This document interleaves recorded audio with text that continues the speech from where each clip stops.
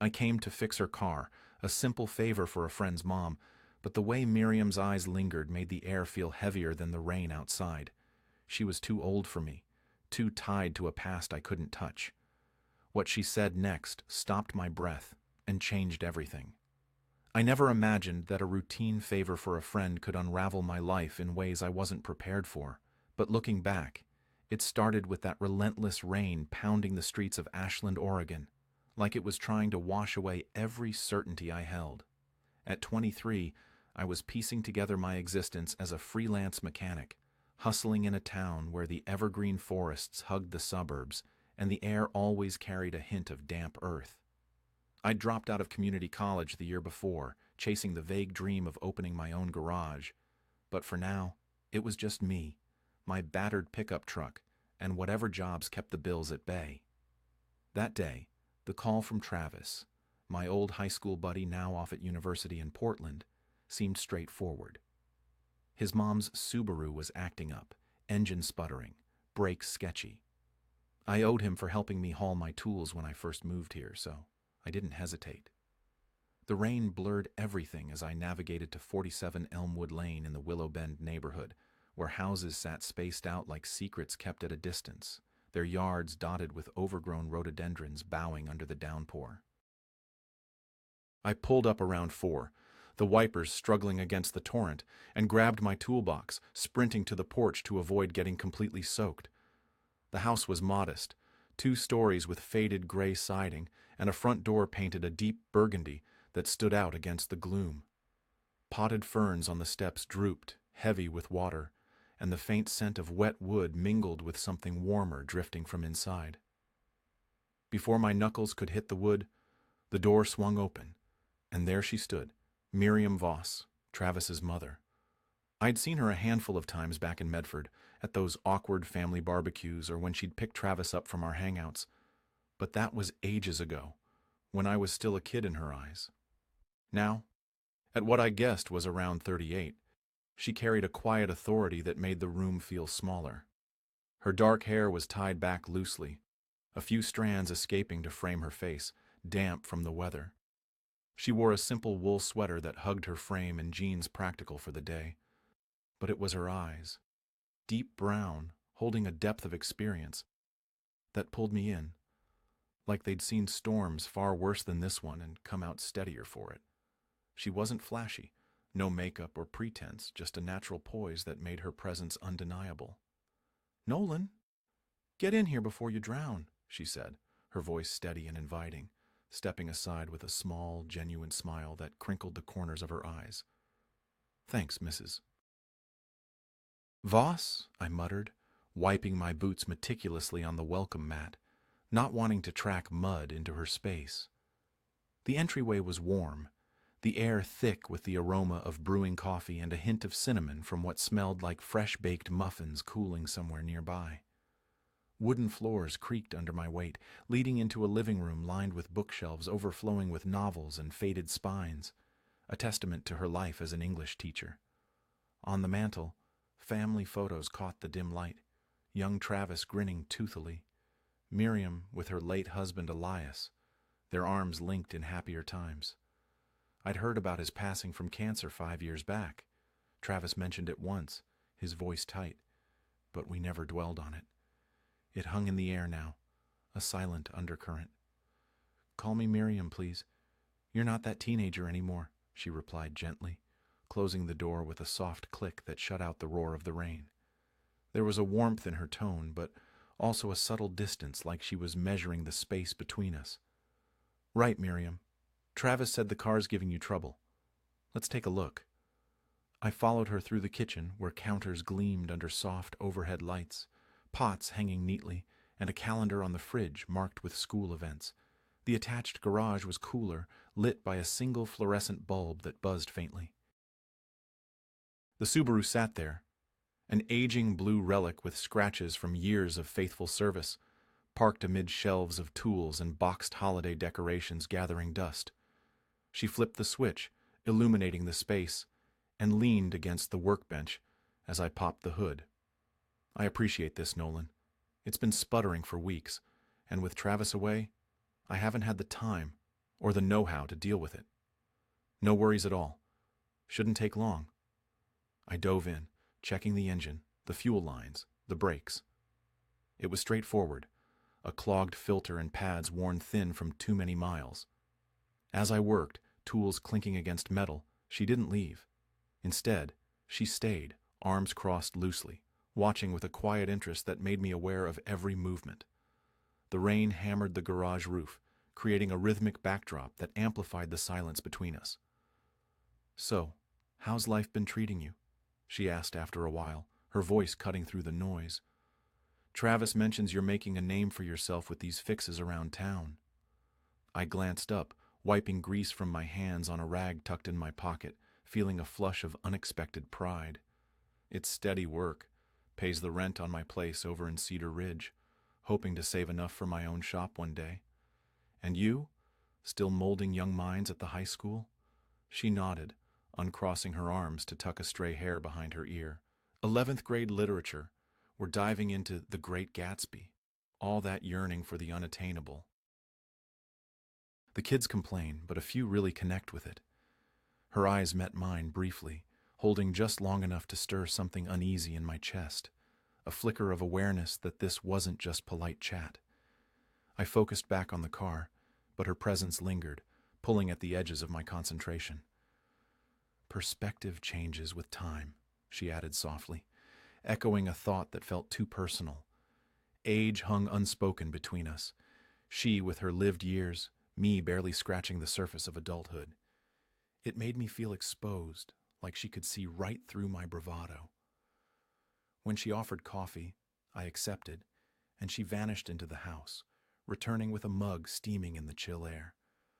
As she handed it over, our fingers brushed, warm skin against cold metal, and a spark jumped, not just static, but something deeper. She pulled back a touch too quickly, her cheeks coloring faintly, and I wondered if she'd felt it too.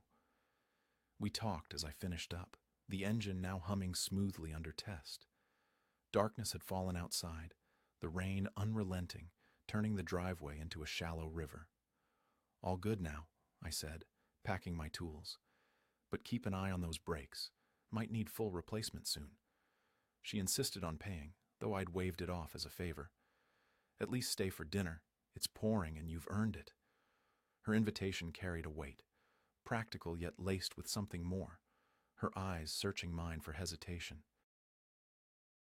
The roads were treacherous, my truck not the most reliable in floods, and truthfully, the thought of leaving felt abrupt. "If you're sure it's no trouble." In the kitchen, we prepared a simple pasta, her chopping tomatoes with precise movements, me handling the garlic, our elbows grazing in the confined space.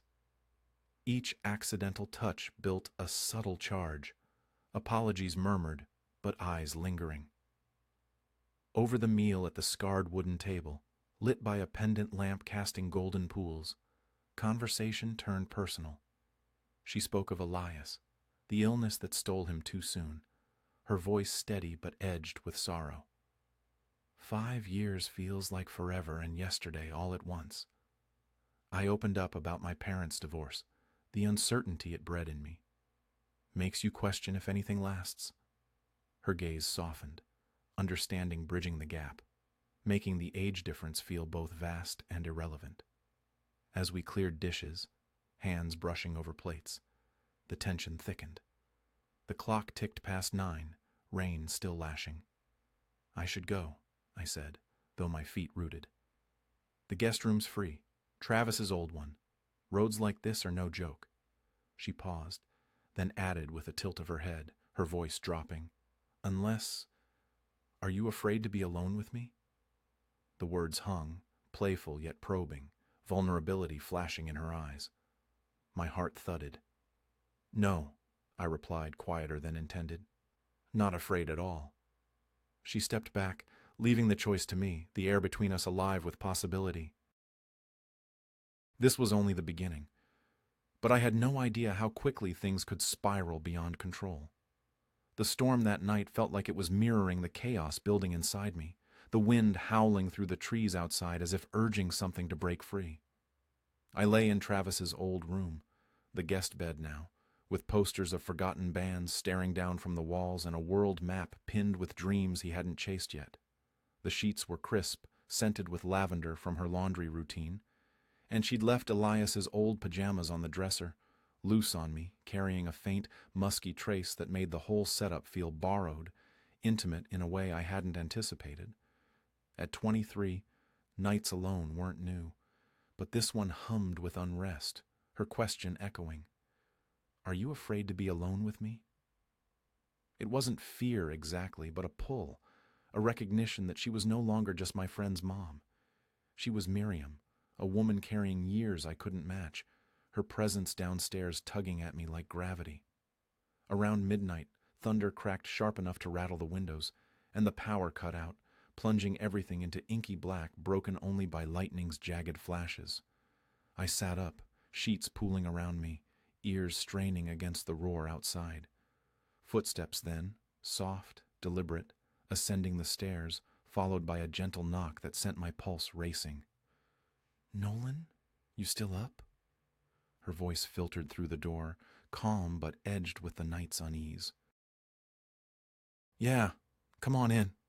I swung my legs over the bed's edge, the borrowed pajamas feeling foreign against my skin as the door creaked open. She stood there, flashlight beams slicing the darkness, her robe cinched over a nightgown, hair unbound and cascading like shadows. Lightning illuminated her face briefly, eyes wide, a mix of concern and an undercurrent I couldn't pinpoint, making her seem both vulnerable and commanding in the dim glow. "Power's gone.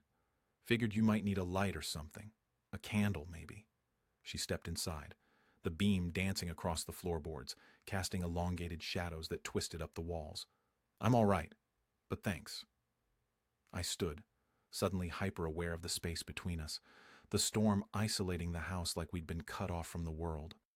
She placed the flashlight on the nightstand, its light diffusing softly, turning the room into a cocoon of flickering warmth. These storms always take me back to when Travis was small. He'd burrow under the covers with us, terrified. Elias had a knack for stories that chased the fear away. Her laugh was quiet, fading into the rain's drumbeat, leaving a hollow note. "Must make nights like this tougher now," I said, my voice lower, stepping closer without thinking. The air thick with unsaid things. She sat on the bed's edge, a safe distance but close enough that her presence warmed the chill. "It does. The silence amplifies everything after a while. You get used to it, or think you do, until something like this strips it bare." Her hands clasped in her lap, fingers twisting slightly, betraying the composure she held. We talked then, the darkness wrapping around us like a confessional. She opened up about Elias more deeply, how they'd met in a college lit class, debating Hemingway over coffee, building a life brick by brick until illness dismantled it. "He made the ordinary feel epic," she said, her voice threading with memory. "Even grocery runs turned into adventures." I shared my own fractures, parents splitting when I was 17, the way it left me doubting roots, always bracing for the end. "Cars are easier. They break predictably and you fix them. People, not so much." She shifted, her gaze finding mine in the half-light, her features softened, making the years between us blur just a touch. "You're wiser than you give yourself credit for, Nolan. That focus you have, it's not common at your age." The compliment landed heavy, warming me, but stirring that inner voice. "She's lived a full life. You're just starting. What are you even doing here?" Outside, the rain slackened to a persistent drizzle, but inside the atmosphere charged, every pause loaded. Our knees nearly brushed now, and when her hand grazed mine on the quilt, light, fleeting, I felt it ripple through me. This time, it lingered, intentional, her fingers curling just enough to hold. "Why'd you stay, really?" she asked, her eyes searching, vulnerability cracking her steady facade. "The roads were bad," I admitted, then softer. "But it's more than that. Being here, it feels like a pause from the rush out there." My thumb brushed her knuckles instinctively, the contact sending a quiet thrill. She nodded as if piecing together her own puzzle. It's been ages since I've had this. Someone to talk to without the weight of expectations. No judgments, just presence. Her grip tightened faintly, drawing us into a silence that spoke louder than words. We sat entwined in that moment, hands linked, the storm's remnants fading. Time stretched, maybe minutes, maybe longer, until she leaned in, her shoulder brushing mine, then resting her head there with a sigh that released something pent up. I hesitated, then wrapped an arm around her, feeling her relax against me, her warmth seeping through the robe. The age gap loomed in my mind, her as a mother, a widow, me as her son's friend, but it dissolved in the raw honesty of the touch. We didn't push further. It was enough, this quiet harbor amid the turbulence. Eventually the power surged back, lights humming on downstairs, but she didn't move right away. Lifting her head, her eyes met mine, a storm of emotions swirling. Gratitude, fear, desire unspoken. "I should head back," she whispered, but her body lingered. "Stay a bit?" The words slipped out, raw with need I hadn't named. She paused, then nodded, and we lay back side by side, clothed, her hand in mine as the night deepened. She traced idle patterns on my arm, each stroke building a bridge over the chasm between us. Conversation resumed in whispers. Her loneliness, post-Elias. How teaching filled days but left nights echoing. My fears of failure, the garage dream feeling distant. "With you here," she murmured, "it doesn't feel so empty." "And you make me feel like I matter," I replied, turning to face her, our breaths mingling, faces inches apart. The pull was undeniable, magnetic, but we held back, letting the tension simmer. We talked, until dawn's gray light filtered through the curtains, exhaustion finally pulling us under, bodies entwined in innocent comfort. Waking to birdsong and sunlight, she was still there, her breathing steady, face peaceful in repose. I watched her, tracing the lines of experience on her skin, feeling a tenderness that scared me. This woman, older, wiser yet opening to me. She stirred, eyes fluttering open to meet mine. "Morning," she said, a shy curve to her lips, color rising in her cheeks. "Morning." I tucked a lock of hair behind her ear, the gesture intimate, daylight sharpening the reality we'd woven in the dark. Downstairs, coffee brewed, we sat at the table, the air still humming from the night. "About what happened," she began, stirring her mug endlessly. "Yeah?" I braced, heart in my throat. It was more than I expected. Comforting, real. Her eyes held conflict, warmth warring with doubt. "But Travis, the difference is, we can't ignore that." "I get it," I said, reaching for her hand across the wood. "But I'm not regretting it." She squeezed back. "Me neither. But where does that leave us?" My phone buzzed then. Travis, thanking me for the car fix, mentioning the storm. Guilt twisted sharp, the secret pressing. I silenced it, but the spell cracked. We finished breakfast in thoughtful quiet, touches lingering as I gathered my things.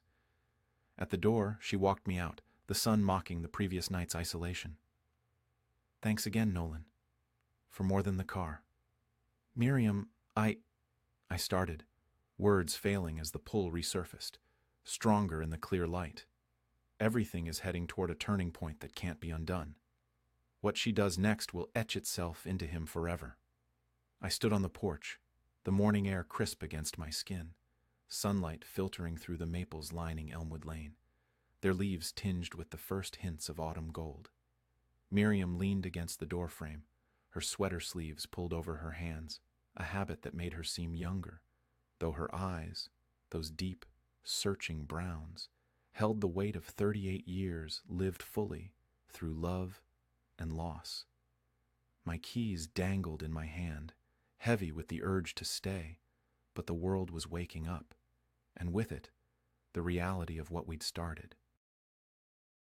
Last night's storm had stripped away pretenses, leaving us raw, connected in a way I couldn't shake. Her question from hours ago, "Are you afraid to be alone with me?"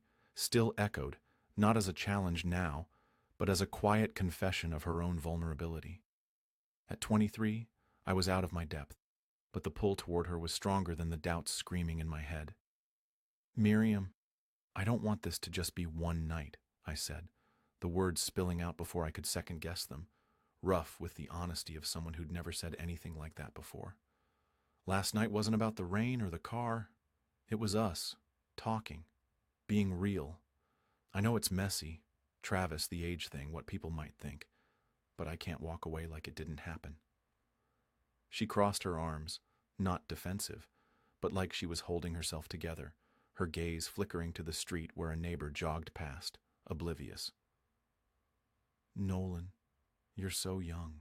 You've got dreams, a future wide open. I've got a son your age, a past that's not going anywhere. What would Travis say? What would anyone say? Her voice was steady, but there was a tremor beneath, a crack where hope and fear collided. I stepped closer, the porch boards creaking under my boots, close enough to smell the faint lavender of her shampoo. I don't give a damn about what anyone says. Travis is my friend, and I'll deal with that guilt. But this is about you and me. You make me feel like I'm not just stumbling through life, like I'm actually here. My voice caught, and I hated how exposed I felt, but her eyes softened, pulling me in deeper. She reached out, her fingers grazing my arm, a touch that sent warmth spreading through me like a current. You make me feel alive, Nolan. After Elias, I thought that part of me was locked away forever, but with you, it's like I can breathe again. Her voice broke and she looked down, her hair falling forward to hide her face. But it's terrifying, starting something new, risking it all again. We moved back inside, the door closing softly, shutting out the world's judgment for a moment. The kitchen smelled of coffee and the faint tang of last night's pasta sauce, dishes still stacked in the sink. I pulled out a chair for her and we sat at the table, knees brushing under the wood, the contact grounding us. Tell me what scares you most, I said, leaning forward, needing to understand. Her fingers traced the grain of the table, slow, deliberate. Losing again. Elias's death. It carved something out of me. And you're at the start of everything. What if you wake up in a year and realize you want someone your age, someone without baggage? And me, I don't know if I can survive another heartbreak. Her eyes met mine, raw, unguarded, and I saw the woman beneath the poise, the one who'd been alone too long. I took her hand, her skin warm, her pulse faint under my thumb. I'm scared too, of not being enough, of screwing this up. But I'd rather try and crash than spend the rest of my life wondering what we could have been. My voice was firm, though my heart raced, the weight of my own words sinking in. Silence fell, heavy with the ticking of the wall clock, the distant hum of a lawnmower outside. Then her fingers tightened around mine, a decision forming in the set of her jaw. Okay, she whispered, almost to herself. Let's try. But we go slow, Nolan. No promises we can't keep. Relief flooded me, and I leaned in, pressing my forehead to hers, our breaths mingling in the quiet. It wasn't a kiss, not yet, but it was a vow, fragile and real. We stayed like that, time slipping away, the world reduced to the warmth of her skin, the rhythm of her breathing. The morning unfolded in careful steps. We cleaned the kitchen together, moving around each other with a new awareness, her hip brushing mine as she reached for a sponge, my hand lingering on her back when I passed her a plate. Each touch was deliberate now, a silent acknowledgement of the shift. We talked about small things, her students' latest essays, my next job at the garage on Hawthorne Street. But beneath it, the air hummed with what we weren't saying. As noon loomed, I knew I had to leave. A client waiting for an oil change, my life pulling me back. Can I come back tonight? I asked, standing by the door, my toolbox heavier now with the weight of leaving her. Her smile was soft, unguarded. I'd like that. Grab some takeout, Pad See You from Siam Lotus on Main, extra spicy. Her eyes crinkled, a spark of playfulness breaking through. Done. I grinned, the promise anchoring me. The drive to my apartment in Cedar Ridge was a haze, my mind replaying her touch, her words. Doubts crept in, Travis finding out, the town whispering, the sheer improbability of us, but they faded against the memory of her leaning into me. At the garage, Harlan, my boss, noticed my distraction, his grizzled face creasing. "Girl trouble, kid?" he teased, tossing me a wrench. "Something like that," I muttered, diving under a sedan to avoid more questions. The day crawled. By evening, I was back at her door, takeout bags in hand, the scent of lemongrass and chili filling the air. She greeted me in a fresh blouse, her hair loose, a lightness in her step that hadn't been there yesterday. We ate on the couch, a nature documentary droning on the TV ignored as we talked, about her love for poetry, my plans for a shop. The mundane felt sacred, each word weaving us closer. As we cleared plates, she turned to me, her expression serious. "Nolan, I need to be honest. Us, it scares me more than I've let on. Travis, my sister, the way people will look at us. It's a lot." I set my plate down, facing her. "It's a lot for me too, but we'll figure it out, one step at a time." She nodded, then leaned in, her lips finding mine for the first time. A soft, searching kiss that tasted of spice and certainty. My hands slid to her waist, pulling her closer as the kiss deepened, a release of all the tension we'd carried. When we parted, breathless, her forehead rested against mine. "That was something," she murmured, a shy laugh escaping. "Yeah," I managed, heart hammering, the world narrowing to her. We moved to her bedroom that night, not Travis's spare room, but hers, a space steeped in her past, Elias's photo on the dresser, books stacked haphazardly, a quilt she'd made years ago. We undressed slowly, reverently, her body a map of her life. Stretch marks from motherhood, a faint scar from surgery, each mark beautiful to me. My tattoos, impulsive choices from my teens, felt juvenile under her touch, but she traced them with care, her fingers igniting every nerve. Our intimacy was gentle, urgent, a culmination of the night's confessions. Afterward we lay tangled, her head on my chest, my heart beat a steady rhythm under her ear. "This changes everything," she whispered, her voice thick with emotion. "For the better," I said, kissing her temple, believing it. Morning brought Travis's text. "Thanks for fixing Mom's car. Stayed over 'cause of the storm? Crazy weather." Guilt hit like a punch, and I showed her the message. Her face paled, fingers tightening around her mug. "We'll have to tell him," she said. "Not now, but soon." The next weeks were a delicate dance. Nights at her place, walks through Willow Park, leaves crunching underfoot. We built something real.